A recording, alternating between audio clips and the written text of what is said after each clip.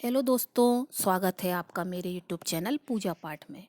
आप सभी को मेरे यूट्यूब चैनल पूजा पाठ की तरफ से पौष मास कृष्ण पक्ष संकष्टी चतुर्थी की बहुत बहुत शुभकामनाएं। दोस्तों, आज मैं आपको चौथ माता की कथा सुनाने जा रही हूँ। तो चलिए करते हैं कथा को स्टार्ट। एक गांव में एक सेठ और सेठानी रहते थे। उनके एक बेटा और बहू थे। बहू सबको भोजन करा के फिर स्वयं भोजन करती थी। एक पड़ोसन ऐसी भी थी जो रोज पूछती थी कि बहू आज क्या बनाया है। बहू कहती थी ठंडी बासी। एक दिन उसके पति ने ऐसा सुनकर विचार किया कि आज तो पकवान बनाए जाएं, फिर देखे मेरी पत्नी क्या कहती है। उसने तरह तरह के पकवान बनाए और घर के सभी लोगों के साथ बैठकर भोजन किया। आज भी पड़ोसन ने पूछा तो बहू ने कहा ठंडो बासी। सेठ के लड़के ने सोचा हो ना हो कोई बात अवश्य है जिससे मेरी पत्नी ऐसा कहती है। उसने अपनी पत्नी से पूछा तुम रोज ठंडो बासी खाया ऐसा क्यों कहती हो, जबकि हमने साथ बैठकर कई तरह के पकवान खाए थे। तब उसकी पत्नी बोली हम लोग जो कुछ भी खा रहे हैं वह अपने बुजुर्गों की कमाई है। जिस दिन आप कमा कर लाओगे उस दिन मैं समझूंगी कि ताजा भोजन कर रही हूँ। अब एक दिन लड़के ने माँ से कहा मैं एक बड़े शहर में कमाई करने जा रहा हूँ। माँ बोली बेटा अपने पास इतना सारा धन है कि कितना भी खाओ खत्म नहीं होगा। माँ के मना करने पर भी बेटे ने स्वयं कमाने का दृढ़ निश्चय कर लिया और जाते समय अपनी पत्नी से कहा मैं जब तक कमाकर बहुत सा धन लेकर ना आऊं तुम चूल्हे की आग मत बुझने देना। एक दिन चूल्हे की आग बुझ गई तो वह मन ही मन घबराने लगी। उसने सोचा मेरे पति पर कोई संकट तो जरूर आया है। जल्दी से पड़ोस में जाकर चूल्हे में आग डालने का विचार करके वह गई। वहाँ पड़ोसन चौथ माता का व्रत कर रही थी। पड़ोसन ने कहा थोड़ी देर में आकर आग ले लेना। बहू ने पड़ोसन से पूछा आप यह व्रत क्यों कर रही हो, इससे क्या मिलता है। तब पड़ोसन ने कहा चौथ माता के इस व्रत को करने से अन्न, धन और लक्ष्मी मिलती है और अपनी मनोकामना भी पूरी होती है। अब बहू भी चौथ माता का व्रत करने लगी। दीवार पर उसने चौथ माता बनाई।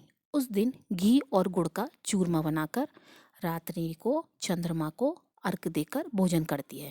ऐसा करते करते बहुत दिन बीत गए। चौथ माता ने उस बहू के पति को सपना दिया कि साहूकार का बेटा तू जाग रहा है या सो रहा है। तेरी पत्नी बहुत याद कर रही है तुझे। घर जाकर उसकी चिंता मिटा। तू दुकान खोलकर बैठ जाना। आज तेरा हिसाब किताब चुकता हो जाएगा। अब तो चौथ माता ने जैसा कहा था वैसा ही हुआ। उसने घर जाने की तैयारी की और गाड़ी भरकर धन दौलत लेकर चल दिया। रास्ते में एक बड़ा सा नाग फन फैलाए बैठा था। उसने कहा आज तो मैं तुझे डसूंगा, छोड़ूंगा नहीं। आज तेरी आयु पूरी हो गई है। सेठ के लड़के ने सांप से कहा आज चौथ माता ने मुझे सपना दिया तो मैं अपनी पत्नी से मिलने घर जा रहा हूँ।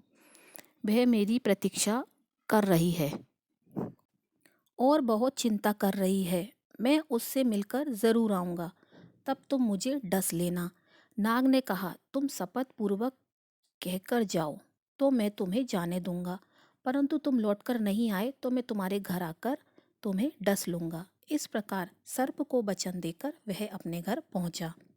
वहां सभी से हंसी खुशी मिलने से उसे अच्छा लगा। भोजन करके उदास होकर वह बैठ गया। उसकी पत्नी ने उदास होने का कारण पूछा तो पति ने काले नाग वाली बात बताते हुए कहा यदि मैं उसके पास नहीं जाऊंगा तो वह घर आकर मुझे डस लेगा।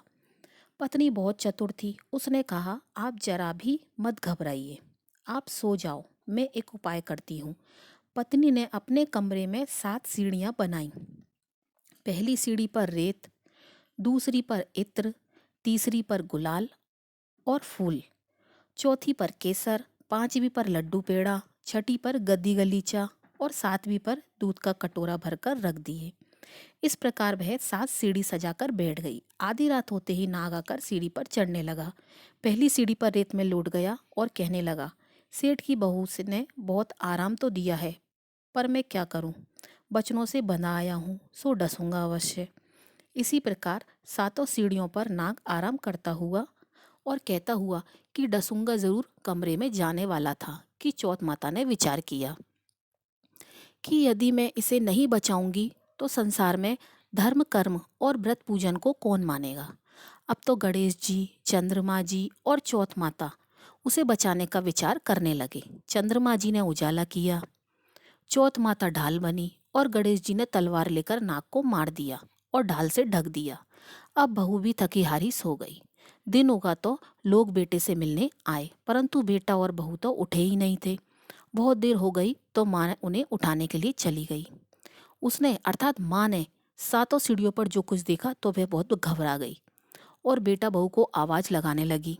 बेटा बहू उठे तो देखा कि एक ढाल तलवार वहीं पड़ी है।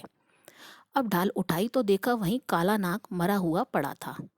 बेटा बहू ने सोचा कि आज तो धर्म कर्म की आड़ से भगवान गणेश जी और चौथ माता ने अपनी रक्षा की है। हे चौथ माता, आपने जैसा सेठ के बेटे बहू की रक्षा की वैसा ही सबकी रक्षा कीजिएगा। बोलिए चौथ माता की जय। बोलिए गौरी पुत्र गणेश भगवान की जय। इस तरह से इस व्रत कथा का समापन हुआ।